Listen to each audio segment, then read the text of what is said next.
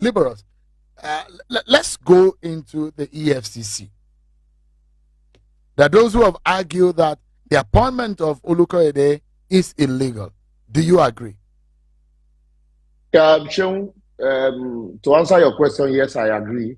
But before I answer that, let me quickly take a bite on some of these appointments. Like you rightly pointed out, you have a spokesperson for the presidency. You have a minister for information. You have a media advisor for information and strategy. Yeah. You have special advisors on strategy and communication. And then you now begin to, you sit down, you ask yourself, is there a difference between this information, media, communication, or are we seeing something differently?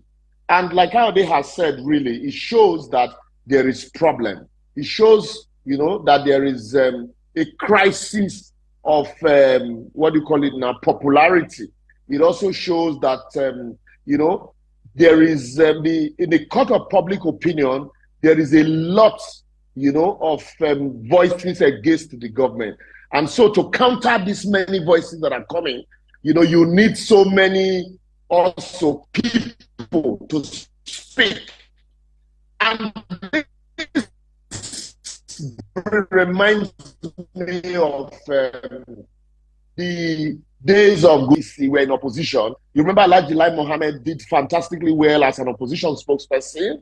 You know, he was churning out reports every day. He didn't need 5 or 10 persons to churn out reports because it was easy to point out those errors that government were not doing well.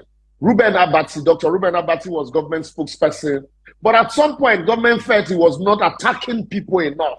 They needed an attack dog. And, you know, they didn't need somebody that would just be reacting. They needed somebody that will live out the issue. And I think also this is what the same thing that this government is doing.